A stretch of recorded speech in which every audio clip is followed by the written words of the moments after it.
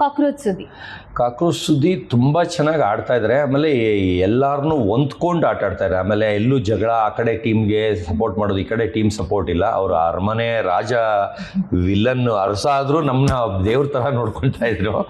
ಅದರಿಂದ ಅವರು ಒಳ್ಳೆ ಗೇಮ್ ಆಡ್ತಾ ಇದ್ದಾರೆ. ಅವರು ಬ್ಯಾಲೆನ್ಸಿಂಗ್ ಆಗಿ ಆಡ್ತಾ ಇದ್ದಾರೆ.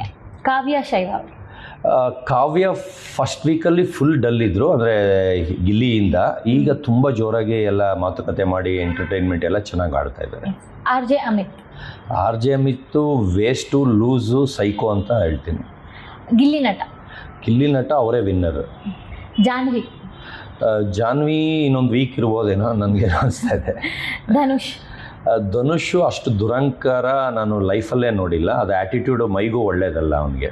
ಚಂದ್ರಪ್ರಭಾ ಜೊತೆಲಿ ಇಟ್ಕೊಂಡು ನಾನು ಅಷ್ಟು ಪ್ರೀತಿ ತೋರಿಸ್ತಾ ಇದ್ದೆ, ನನಗೆ ಆ್ಯಪ್ ಇಟ್ಬಿಟ್ರು. ಮಂಜು ಭಾಷಿಣಿ ನನ್ನ ಆಚೆ ಬರೋ ಕಾರಣ ಅವರೇ. ರಾಶಿಕಾ ಶೆಟ್ಟಿ ಅವರು ನನ್ನ ಜೊತೆ ಅಷ್ಟು ಫ್ರೆಂಡ್ಶಿಪ್ ಆಗಲಿಲ್ಲ. ಯಾಕಂದ್ರೆ ನಾನು ಏನು ಮಾತಾಡ್ಸೋಕೆ ಹೋದ್ರು ಅವ್ರು ಅರ್ಥ ಮಾಡ್ಕೊಳ್ಳದೆ ಜಗಳಕ್ಕೆ ಬಂದ್ಬಿಡೋರು. ಅದಕ್ಕೆ ನಾನು ಮಾತಾಡ್ಸೋದೇ ಬಿಟ್ಬಿಟ್ಟೆ ಅವ್ರ ಜೊತೆ. ಆದರೆ ಗೇಮಿಂಗ್ ಎಲ್ಲ ಈ ನಡುವೆ ತುಂಬ ಚೆನ್ನಾಗಿ ಆಡ್ತಾ ಇದ್ದಾರೆ. ಅಭಿಷೇಕ್ ಡೇವನಿಂದನೇ ನನ್ನ ದುಶ್ಮನ್ನು. ಯಾಕಂದ್ರೆ ನನ್ನ ಕೆದ್ಕೊಂಡು ಅವರಿಬ್ಬರು ಆ್ಯಶು ಅವರು ಇಬ್ಬರು ಜಗಳಕ್ಕೆ ಬರ್ತಾಯಿದ್ರು. ಆಮೇಲೆ 1 hour ಜಗಳ ಆಡ್ತಾರೆ. ನಾನು 1 ಸೆಂಟೆನ್ಸಲ್ಲಿ ಒದ್ದೋಡಿಸ್ತಿದ್ದೆ ಅವರು.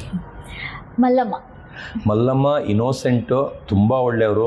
ಅವರು ಯಾರಿಗೂ 1% ತೊಂದರೆ ಮಾಡಿಲ್ಲ. ಎಲ್ಲರ ಜೊತೆ ಅಷ್ಟು ಹೊಂದಾಣಿಕೆ, ಅಷ್ಟು ಚೆನ್ನಾಗಿದ್ದಾರೆ. ಆಮೇಲೆ ಅವರು ನಿಷ್ಕಲ್ಮಶ ಮನಸ್ಸು, ಏನದು ಹೇಳಕ್ಕೆ ಬರಲ್ಲ, ಕಲ್ಮಶ ಮನಸ್ಸು.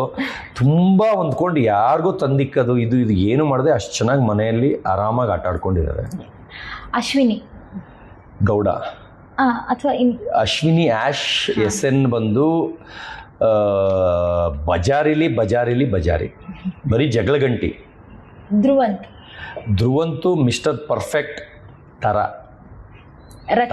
ಅರ್ಥ ಆಯ್ತಲ್ಲ ಥರ. ರಕ್ಷಿತಾ ಶೆಟ್ಟಿ ತುಂಬ ಒಳ್ಳೆಯವಳು. ತುಂಬ ಜನ ಹೊಂದುತ್ತಾಳೆ, ತುಂಬ ಎಂಟರ್ಟೈನ್ಮೆಂಟು. ಆಮೇಲೆ ಮನೆ ಕೆಲಸ A to Z ಒಬ್ಬಳೇ ಮಾಡೋಕ್ಕೂ ರೆಡಿ. ಅವಳಿಗೆ ಅನ್ವಯಿಸಲ್ಲ ಅಂದರೂ ನಾನು ಖುದ್ದಾಗಿ ಮಾಡ್ತೀನಿ ಅಂತ. ಆಮೇಲೆ ಎಲ್ಲರಿಗೂ ಒಳ್ಳೆ ಫಿಶ್ ಫ್ರೈ ಥರ, ತರಕಾರಿಯಲ್ಲಿ ಫಿಶ್ ಫ್ರೈ ಸ್ಮೆಲ್ ಬರೋಂಥ ಫುಡ್ಗಳೆಲ್ಲ ಮಾಡಿಕೊಟ್ಲು. ತುಂಬ ಒಳ್ಳೆಯವಳು. ಅವಳು ಯಾವ ದೆವ್ವನೂ ಇಲ್ಲ, ಮೋಹಿನಿಯೂ ಇಲ್ಲ. ಜನ ಅವಳನ್ನ ಆಚೆ ಕಳ್ಸೋಕ್ಕೋಸ್ಕರ ಈ ಸೀರಿಯಲ್ ಗ್ಯಾಂಗ್ ಅವರೆಲ್ಲ ಅವ್ರನ್ನ ಮುಗಿ ಬಿದ್ದಿದ್ದಾರೆ. ಆದರೆ ಜನ ಯಾವ ನಿಜ ಅಂತ ಗೊತ್ತಿರುತ್ತೆ. ದಯವಿಟ್ಟು ರಕ್ಷಿತಾಗೆ ಹೋಟ್ ಹಾಕಿ. ಮಾಳು ಸಿಂಗರು ಫೇಮಸ್ಸು, ಆದರೆ ನನ್ನ ಪಕ್ಕನೇ ಮಲಗ್ತಾ ಇದ್ರು. ಅದರಿಂದ ನಂಗೆ A to Z ಗೊತ್ತು.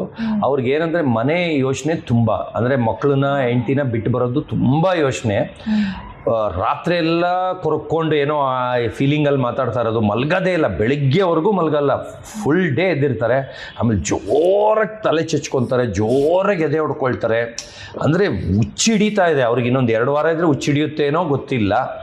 ಆ ಥರ ಹಿಂಸೆ ಆಗ್ತಿದೆ ಅಂತ ಪಾಪ ಅವ್ರನ್ನ ಸೇಫ್ ಮಾಡಿ ಅವ್ರನ್ನ ನಾಮಿನಿ ಮಾಡಿದ್ರೆ ಪಾಪ ಮನೆಗೆ ಹೋಗಿ ನೆಮ್ಮದಿಗಿರ್ತಾರೆ ಅಂತ ಅವ್ರನ್ನ ನಾಮಿನಿ ಮಾಡಿದೆ. ನಾನು ಆ ಅರ್ಥ ಬಿಟ್ಟು ಬೇರೆ ಏನೂ ಮಾಡಿಲ್ಲ. ಅವ್ರು ನೋಡಿದ್ರೆ ಸಿಟ್ಟು ಬಂದು ನನ್ನ 1 ವಾರ ಗೇಮಿಂದ ಆಚೆ ಇಡ್ತಾರೆ. ಸ್ಪಂದನ ಒಳ್ಳೆಯವರು, ಎಲ್ಲರ ಜೊತೆನೂ ಡೀಸೆಂಟಾಗಿರ್ತಾರೆ. ಒಳ್ಳೆ ಕಲ್ಚರ್ ಫ್ಯಾಮಿಲಿಯಿಂದ ಬಂದಿದ್ದಾರೆ.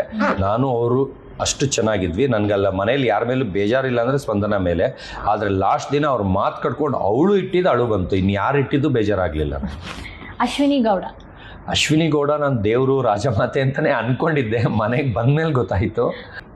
ಕರಿಬಸಪ್ಪ ಅವರು ತುಂಬ ಒಳ್ಳೆಯವರು. ಅವ್ರು ಬಂದು ಅವ್ರದೇ ಆದ ಟ್ಯಾಲೆಂಟಲ್ಲಿ ಮನೋರಂಜನೆ ಕೊಡ್ತಾ ಇದ್ರು. ಜನಗಳು ಅವ್ರನ್ನ ಕೇವಲವಾಗಿ ನೋಡಿ ಅವ್ರು ಹಾಡು ಹೇಳ್ತಾ ಇದ್ರೆ ಎದ್ದೋಗ್ಬಿಡೋದು, ಅವರು ಟ್ಯಾಲೆಂಟ್ಗೆ ಬೆಲೆ ಕೊಡದೇ ಇರೋ ಥರ ಟ್ರೀಟ್ ಮಾಡೋದು, ಕೇವಲವಾಗಿ ಟ್ರೀಟ್ ಮಾಡ್ತಾ ಇದ್ರು. ನಾನೇ ಬೈದ್ ಕೂತ್ಕೊಳ್ರಿ, ಅವ್ರಿಗೆ ಮರ್ಯಾದೆ ಕೊಡ್ರಿ ಕಲೆಗೆ ಅಂದ್ಬಿಟ್ಟು ಕೂರಿಸ್ತಿದ್ರು, ಎದ್ದೊಟ್ಟೋಗೋರು. ಅಂದರೆ ಅಷ್ಟು ದುರಂಕಾರ ತೋರಿಸ್ತಿದ್ರು ಅವ್ರ ವಿಷಯದಲ್ಲಿ. ಆದರೆ ಅವರು 1% ದುರಂಕಾರ ಆಡಿಲ್ಲ.